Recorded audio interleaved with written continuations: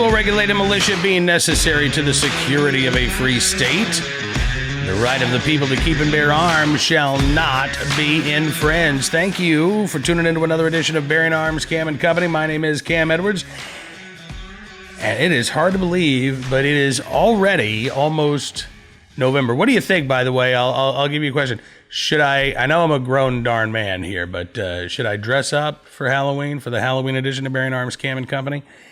I'm kind of planning on it. My wife and I are going to be going to a Halloween party in Farmville, Virginia, costume contest involved. So I might just dress a little bit early before that costume contest gets started on Halloween. But I tell you what, 2 days after Halloween, on November the 2nd, I can tell you exactly where I'm going to be. And that would be Washington, D.C., the West Lawn of the U.S. Capitol, because that is where and when the Second Amendment rally is going to be taking place. And I will be speaking there along with a lot of other folks this coming weekend. As a matter of fact, I had the opportunity to sit down and talk with a friend, Rob Pincus, just a short time ago about the upcoming rally and how you can be a part of it as well. Take a look and a listen. Rob Pincus, it is good to talk with you, sir. And we are just days away from the Second Amendment rally in Washington, D.C. on November the 2nd. Yeah, it's very exciting, man. I'm looking forward, obviously, to being there with you and so many great leaders from the community and thousands of American gun owners on Capitol Hill. It's going to be great. It absolutely is. And this thing is getting bigger. Do I understand now that we're moving up the time a little bit? Yeah, so we actually, sat down with some other committee members, and we looked at all the requests we had for speakers. Of course, everybody's volunteering, as you know, and it's important for the audience to know. We're paying, obviously, nothing to the speakers to speak. We're not even covering expenses. We've got people coming in from all over the country, and certainly many more than we can accommodate offering to come in from all over the country and be part of this, what I think is going to be a landmark event in the gun rights movement. So, in the interest of accommodating everyone we could and getting everybody at least 5 minutes up there on the stage at the podium to address the audience and everyone who will be watching around the world, we backed the start time up to 12:30. So we were going to go 1 to 4. We're now going to start at 12:30. We're still probably going to end around the 4 o'clock mark as long as everyone makes their time hack on the time slot, as it were. Are you going to have a big hook to bring us off the stage? We're going to do something. I don't know. I think we're going to have somebody with a sign in front, kind of like warning, and the warning isn't like time. It's warning, Rob's coming up behind you. I like it. Well, I am looking forward to being there. My wife, Miss E, is coming up as well. I've been getting a lot of response from viewers and listeners to Bearing Arms, Cam and Company. I've got folks who I think every time zone I've heard from who are going to be making their way to Washington, D.C., even from the West Coast.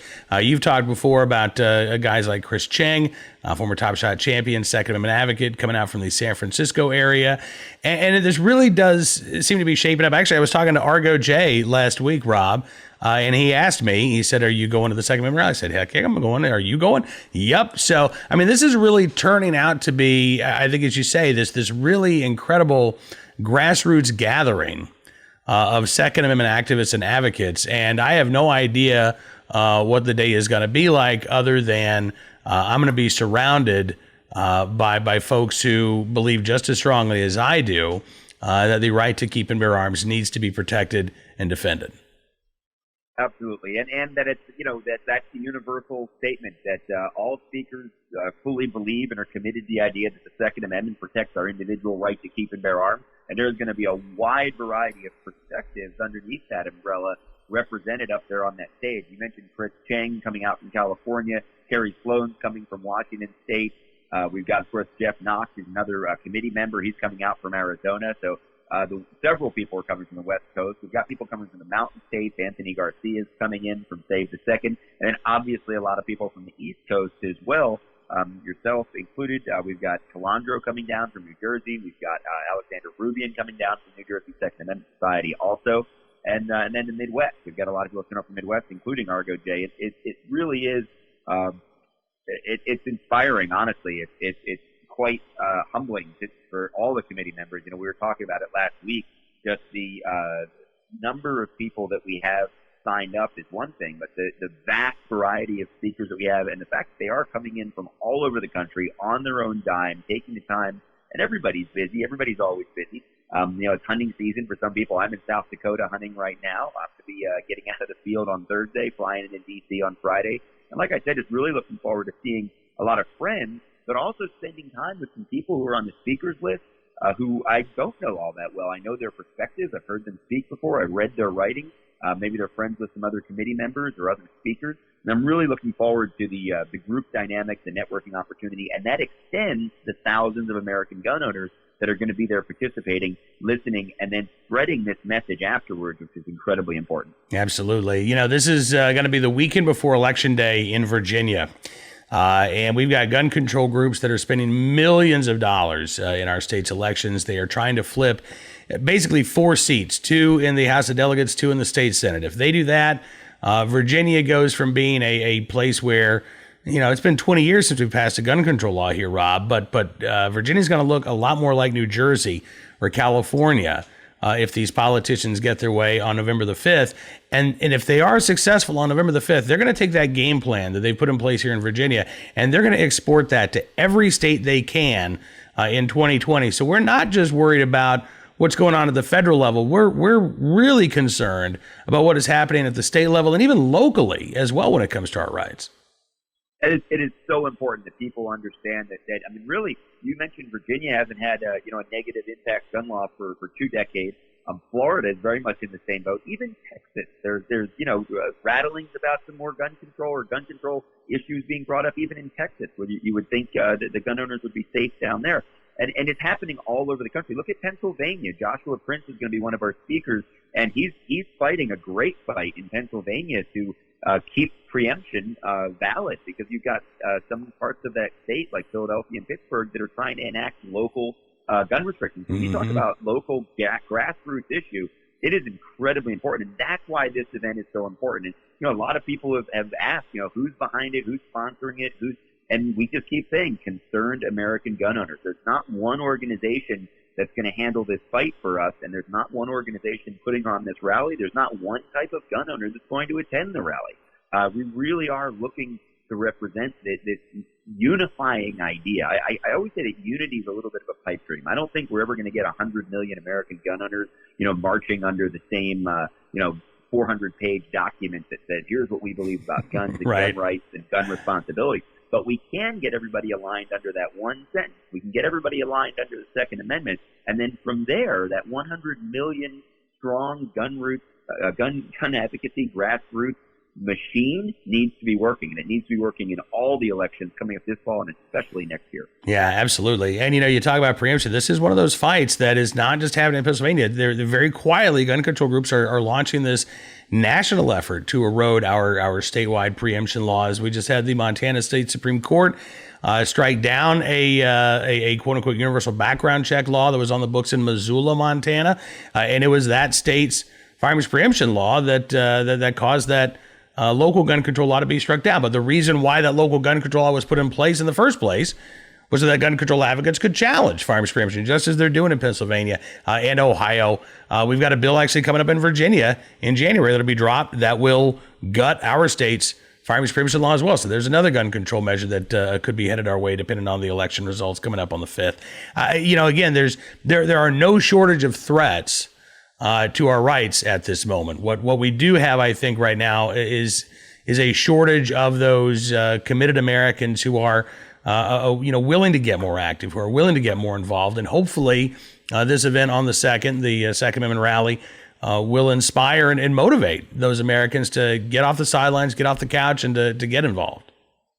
I hope so. I think we've done a disservice in the gun community to ourselves. It's the power of that individual that might be on the couch or maybe out at the gun range or in the tree stand or, on the shooting competition field, because we have for a long time, we've been receiving the message that, send in your check to this or support this, donate to this, and we'll take care of it. We're fighting for you. It's the message that the leadership has given the gun community for a long time. But the reality is, we need to be doing this fight ourselves. It's always incredibly important to support, especially your state and local gun rights organizations. But there's other ways you can support besides just writing that check and putting the bumper sticker on there. The national organizations, it's the same way. Of course they're doing good work, and of course that those organizations are important, and the work they do is important. But at the same time, if you're not doing the work at the coffee shop, at work, if you're not doing the work, certainly at the voting booth locally, you're not doing enough. And that's an important part of the Second Amendment rally. And it's one of the reasons that, the funding sources for the rally have been completely anonymous. We don't want people thinking that, well, if I just spend $100 to this, or I spend an extra $100 with this company, everything will be fine. The work that's getting done this weekend is getting done by the people and for the people, and it's important that that message spreads. Absolutely. Rob Pincus, give us the details one more time, sir. SecondAmendmentRally.com is where you're going to find all the latest details, including the speaker list. We have 30 speakers, a couple surprises, but there's over 24 speakers are publicly listed and confirmed. We're going to start at 12:30 on the west lawn of the U.S. Capitol building. You can sign up for an email list at SecondAmendmentRally.com, and you're going to get all the last-minute details. We also have some travel information, parking information. We talked about that a little bit the last time I was on with you, and it can be a little bit hairy getting through D.C., and of course the gun laws in D.C. are very restrictive, so it's important that everybody keeps up with those details. Maybe the best thing to do is stage yourself in Virginia, get on the metro, and take it into the Capitol. But again, you can get all these details at SecondAmendmentRally.com. We also have Act2A on Instagram. Awesome. Rob Pincus, we will see you this weekend. Happy hunting to you, sir. Thank you, sir. All right, we'll talk soon. Rob Pincus joining us here on Bearing Arms Cam and Company. And I hope I'm talking with more of some of the speakers that will be there in attendance at the Second Amendment rally throughout the week here on Bearing Arms Cam and Company. Again, I would love to see you there. I've already heard from a lot of you who are planning on coming down or coming up or coming over, whatever it may be, to Washington, D.C. But if you are going to be coming to the Second Amendment rally, let me know. You can shoot me an email, cam.edwards@bearingarms.com, or you can just connect with me on Twitter @CamEdwards. I'd say connect with me on Instagram, but, I have a hard time keeping up with all of the various forms of social media. So Twitter is probably best, then Facebook, then Instagram on social media. But email always works as well. And yes, we are planning on doing something. There's not a lot right near the U.S. Capitol building, but there are some restaurants, some drinking establishments. So we're going to get together somewhere for a few hours anyway after the Second Amendment rally takes place. Right now, my plan is to head home Saturday evening. That might change.